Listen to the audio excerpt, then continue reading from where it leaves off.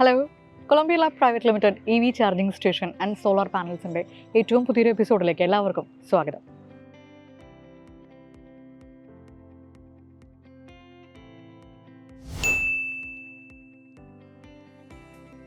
ഞാനിപ്പോൾ അമ്പലമുറ്റത്ത് നിൽക്കുമ്പോൾ നിങ്ങളെല്ലാവരും വിചാരിക്കും എന്താണ് ഇന്ന് അമ്പലത്തിൽ നിന്നാണോ എപ്പിസോഡ് എന്ന്. അമ്പലത്തിൽ നിന്നല്ല എപ്പിസോഡ്, പക്ഷേ ഞാനിപ്പോൾ നിൽക്കുന്നത് കൊടുങ്ങല്ലൂരിൽ ഉള്ള തിരുവഞ്ചിക്കുളം എന്നുള്ള ശ്രീ മഹാദേവ ക്ഷേത്രത്തിൻ്റെ മുന്നിലാണ്. ഇവിടെ തൊട്ടടുത്ത് മാഞ്ഞൂർ മഠത്തിൽ മനോജ് വിഹാർ എന്നുള്ള വീട്ടിൽ ശ്രീ രാജേന്ദ്ര ശർമ്മയും അദ്ദേഹത്തിൻ്റെ ഭാര്യ പ്രേമയും അവരുടെ വീട്ടിൽ 3 കിലോവാട്ടിൻ്റെ സോളാറാണ് ഇൻസ്റ്റാൾ ചെയ്തിരിക്കുന്നത്. അപ്പോൾ അതിൻ്റെ വിശേഷങ്ങളാണ് ഇന്നത്തെ എപ്പിസോഡിൽ നിങ്ങളുമായിട്ട് ഞാൻ ഷെയർ ചെയ്യുന്നത്. കൊടുങ്ങല്ലൂർ എന്ന് പറയുന്നത് കേരളത്തിൻ്റെ ചരിത്രത്തിൽ അല്ലെങ്കിൽ ഇന്ത്യയുടെ ചരിത്രത്തിൽ തന്നെ എത്രത്തോളം ഇമ്പോർട്ടൻ്റ് ആണെന്ന് നിങ്ങൾക്ക് എല്ലാവർക്കും അറിയുന്ന കാര്യമാണ്. പക്ഷേ അതുകൊണ്ട് തന്നെ ഞാൻ അതിൻ്റെ ഹിസ്റ്ററിയിലേക്ക് കാര്യങ്ങളിലേക്കൊന്നും കിടക്കുന്നില്ല. പക്ഷേ ഇന്നത്തെ നമ്മുടെ ഏറ്റവും ബെസ്റ്റായിട്ടുള്ളൊരു എപ്പിസോഡ് കൊടുക്കുന്നുള്ള ആഗ്രഹം കൊണ്ട് തന്നെ ഒരു പവിത്രമായിട്ടുള്ളൊരു മുറ്റത്ത് നിന്ന് തുടങ്ങാമെന്ന് വിചാരിച്ചു. അത്രയ്ക്കും ഫേമസ് ആയിട്ടുള്ളൊരു അമ്പലമാണ് തിരുവഞ്ചിക്കുളം. അപ്പോൾ എന്തായാലും നമുക്ക് അദ്ദേഹത്തിൻ്റെ വീട്ടിൽ പോയിട്ട് ശ്രീ രാജേന്ദ്ര ശർമ്മയുടെ വീട്ടിൽ പോയിട്ട് അവരുടെ സോളാർ വിശേഷങ്ങളും അവരുടെ വീട്ടിലെ വിശേഷങ്ങളും സോളാർ വന്നതിന് ശേഷമുള്ള മാറ്റങ്ങളും എല്ലാം ഒന്ന് അറിഞ്ഞിട്ട് തിരിച്ചു വരാം.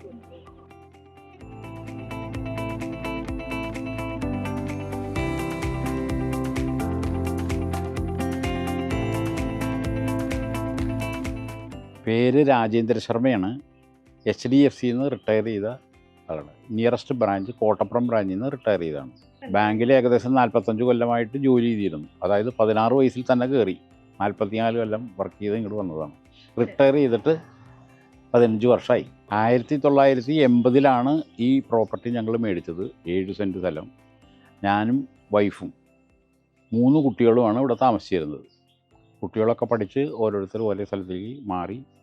സോളാർ വെക്കാനായിട്ട് മെയിനുള്ള കാര്യം നമുക്ക് ഈ ഇലക്ട്രിസിറ്റി ബില്ലിനെ സംബന്ധിച്ച് ഒരു ബോധറേഷൻ വരില്ല. സുഖമായിട്ട് അതൊരു നോ ടെൻഷൻ. അതിൻ്റെ ബില്ലിനെ സംബന്ധിച്ചോ അതിൻ്റെ ചാർജസിനെ സംബന്ധിച്ചോ ബാക്കിയുള്ളതൊന്നും ഒരു ടെൻഷൻ ഉണ്ടാവില്ല. പിന്നെ ആക്ച്വലി ഒരു ഇൻവെസ്റ്റ്മെൻറ്റുമാണ്. ഇപ്പോൾ 78,000 രൂപ സബ്സിഡി തരുന്നതുകൊണ്ട് 140 വരുള്ളൂ നമുക്ക് മൊത്തം. അപ്പോൾ ആ പൈസ നമുക്കൊരു 10 വർഷം കൊണ്ട് റിക്കവർ ചെയ്യുകയും ചെയ്യും. മറ്റ് ബുദ്ധിമുട്ടുകളൊന്നുമില്ല. വീട്ടിൽ സുഖമായിട്ട് നമുക്ക് ലാവിഷായിട്ട് എനർജി യൂസ് ചെയ്യാൻ സാധിക്കും. ഇൻഡക്ഷൻ കുക്കറോ ബാക്കിയുള്ള കാര്യങ്ങളോ ഒക്കെ നമുക്ക് വളരെയധികം നല്ലതാണെന്ന് തോന്നുന്നു. സോളാർ വെക്കാനായിട്ട് ഒരു 3-4-5 കൊല്ലം മുമ്പേ തന്നെ എനിക്ക് പദ്ധതി ഉണ്ടായിരുന്നു. വീടിൻ്റെ സൈഡിൽ 2 വലിയ മരം ഉണ്ടായിരുന്നു. അത് കൂടാതെ നമ്മളുടെ ഓടിട്ട വീടായതുകൊണ്ട് അന്ന് അത് ബുദ്ധിമുട്ടാണെന്ന് അവർ പറഞ്ഞിരുന്നു, ആ കമ്പനി. പിന്നീട് ഇപ്പോൾ 5 കൊല്ലം കഴിഞ്ഞിട്ട് അനിയൻ്റെ അവിടെ കൊളംബിയർ ആണ് അവിടെ വെച്ചിരുന്നത്, ഇൻസ്റ്റാൾ ചെയ്തത്. ഞാനൊരു ഫംഗ്ഷന് ചെന്നപ്പോൾ അവരാണ് നമ്മളെ നിർദ്ദേശിച്ചത്, ഇങ്ങനെ തരക്കേടില്ല, നല്ല ഇതാണ് കമ്പനി, അതൊക്കെ വിശ്വസിക്കാം കാര്യങ്ങളൊക്കെ. അപ്പം അങ്ങനെ വന്നു കഴിഞ്ഞിട്ട് അതിൻ്റെ പിറ്റേ ദിവസം അവൻ തന്നെ, അതായത് അനിയൻ തന്നെയാണ് വിളിച്ചത്. നിങ്ങളെ വിളിച്ച് കമ്പനിയിൽ വിളിച്ച് പറഞ്ഞു, ഇൻസ്റ്റാൾ ചെയ്തു, നമ്പർ തന്നു. ഇവിടെ വന്ന് നമ്മൾ വിളിച്ചു. അത് ഭംഗിയായി, നല്ല സർവീസാണ് കിട്ടിയിരിക്കുന്നത്. ഇവിടെ വെച്ചിരിക്കുന്ന സോളാർ പാനൽ 3 കിലോവാട്ടിൻ്റെയാണ്.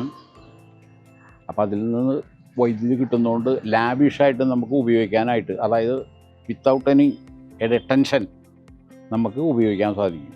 വീട്ടിലെ സംബന്ധിച്ച് ഇപ്പോൾ സർപ്ലസാണ്. ആക്ച്വലി 5 മാസമായിട്ടും നമുക്ക് ഇലക്ട്രിസിറ്റി ബില്ലില്ല, നില്ലാണ്, 0 ആണ്. വെറും ഫിക്സഡ് ചാർജ് മാത്രമേ വരുന്നുള്ളൂ. വീട്ടിൽ നമുക്ക് ഉപയോഗിക്കാനായിട്ടേ അടുക്കളയിൽ ധാരാളം ഇതിന് സൗകര്യം നമുക്ക് കിട്ടും. ഈ വെച്ച് കഴിഞ്ഞാൽ ഇൻഡക്ഷൻ കുക്കറോ ബാക്കിയുള്ളതൊക്കെ അടുക്കളയിൽ ലാവിഷായിട്ട് നമുക്ക് ഉപയോഗിക്കാം. അതായത് ടെൻഷൻ ഇല്ലാതെ കറണ്ട് കൂടുവോ എന്നുള്ള ഭയം ഉണ്ടാവില്ല ഇത് കയ്യിലുള്ളതുകൊണ്ട്. അത് നമുക്ക് വിശ്വാസമായി. പിന്നെ സർവീസ്, കൊളംബിയറിൻ്റെ സർവീസ് ബെസ്റ്റ് സർവീസാണ്. നമുക്ക് ഒരു പ്രശ്നവും ഉണ്ടായിട്ടില്ല. അതായത് ഞാൻ വീട്ടിൽ നിന്ന് കാലൊടിഞ്ഞിരിക്കുകയാണ്, ഞാൻ കാര്യം പറയാം.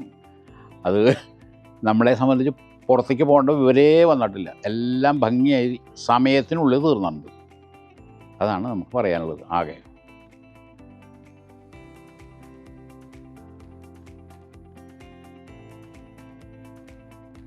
ശരിക്കും പറഞ്ഞാൽ സാറിൻ്റെ അനിയൻ ഇത് വെക്കാൻ പറയുമ്പോൾ ഞാൻ പറഞ്ഞു, എന്തിനാണ് വെറുതെ, 2 ആളല്ലേ ഉള്ളൂ എന്ന് പറഞ്ഞു. വെച്ച് കഴിഞ്ഞിട്ട് ഭയങ്കര ഇഷ്ടമായി. കാരണം അടുക്കളയിൽ നമുക്ക് അധികം ഗ്യാസൊന്നും വേണ്ട. പിന്നെ ചുക്കുവെള്ളം ഉണ്ടാക്കാനും പാല് തിളപ്പിക്കാനും എന്തും വേഗമാവും, നമുക്ക് ഗ്യാസിനെക്കാളിൽ വേഗമാവും.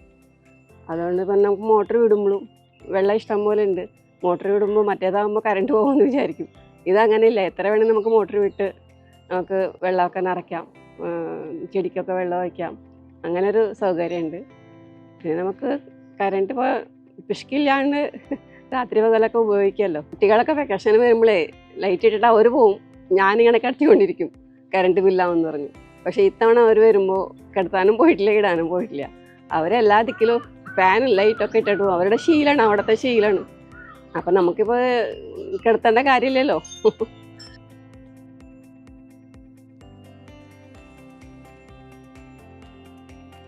മാഞ്ഞൂർ മഠം മനോജ് വിഹാറിലെ ശ്രീ രാജേന്ദ്ര ശർമ്മയുടെയും ഭാര്യ പ്രേമയുടെയും വിശേഷങ്ങളാണ്, അവരുടെ സോളാർ വിശേഷങ്ങളാണ് ഇന്നത്തെ എപ്പിസോഡിൽ നിങ്ങളെല്ലാവരും കേട്ടത്. അവർ രണ്ടുപേരും മാത്രമുള്ള വീട്ടിൽ അവർ ഒരു ഇൻവെസ്റ്റ്മെൻറ്റ് എന്നുള്ള രീതിയിലാണ് 3 കിലോവാട്ട് റെസിഡൻഷ്യൽ സോളാർ പ്ലാന്റ് സ്ഥാപിക്കാൻ അവർ ആഗ്രഹിച്ചത്. അതെല്ലാവരും പറയുന്നത് പോലെ രണ്ടുപേരും മാത്രമേ ഉള്ളൂ, അപ്പോൾ അതുകൊണ്ട് സോളാറൊന്നും ആവശ്യമില്ല എന്നുള്ളൊരു ധാരണയല്ല. ഞങ്ങൾക്കത് ഭാവിയിലേക്ക് ഒരു മുതൽക്കൂട്ടാകും എന്നുള്ളൊരു ധൈര്യത്തിൽ, ഒരു ആത്മവിശ്വാസത്തിലാണ് അവർ ഈ ഒരു സംരംഭത്തിന് വേണ്ടിയിട്ട് കടന്നു വന്നത്. അതിൽ അവർ സംസാരം കേട്ടാൽ തന്നെ അറിയാം അത്രയ്ക്കധികം സാറ്റിസ്ഫൈഡ് ആണ്, ഹാപ്പിയാണ്. നമ്മുടെ ഓരോ കസ്റ്റമേഴ്സിൻ്റെ കയ്യിൽ നിന്നും നമ്മൾ ഓരോ പ്രോജക്റ്റ് ചെയ്യുമ്പോഴും നമ്മൾ ആഗ്രഹിക്കുന്നതും ഇതേ സാറ്റിസ്ഫാക്ഷൻ തന്നെയാണ്. വളരെ ഹാപ്പി ആയിട്ട് അവരുടെ ലൈഫ് ലോങ് അവർ ഈ ഒരു ഇൻവെസ്റ്റ്മെൻറ്റിൽ ഹാപ്പി ആയിട്ട് അവർക്ക് ഇൻവെസ്റ്റ്മെൻറ്റിൻ്റെ ROI, റിട്ടേൺ ഓൺ ഇൻവെസ്റ്റ്മെൻറ്റ് കിട്ടുന്നുണ്ട് എന്നുള്ളൊരു ധാരണ നമുക്കും കൂടി ഉണ്ടാവുന്ന ഒരു ധൈര്യം. എന്തായാലും ഇന്നത്തെ ഈ ഒരു എപ്പിസോഡ് കണ്ടിട്ട് നിങ്ങൾക്ക് റെസിഡൻഷ്യൽ സോളാറോ കൊമേഴ്ഷ്യൽ ആയിട്ടുള്ള നിങ്ങളുടെ സ്ഥാപനങ്ങളിലോ, അതുമാത്രമല്ല പ്രോപ്പർട്ടിയിൽ EVCSO എന്താണെങ്കിലും നമ്മളെല്ലാ എപ്പിസോഡിലും പറയുന്ന പോലെ തന്നെ നിങ്ങൾക്ക് ഒരു വഴികാട്ടിയാവാൻ ഞങ്ങൾ എന്നും ഉണ്ടാവും. ഞങ്ങളെ കോൺടാക്ട് ചെയ്യേണ്ട നമ്പർ കൃത്യമായിട്ട് ഡിസ്ക്രിപ്ഷനിലുണ്ട്. അത് കൃത്യമായിട്ട് നിങ്ങൾക്ക് ഞങ്ങളിലേക്ക് എത്താനുള്ള മാർഗ്ഗമാണ്.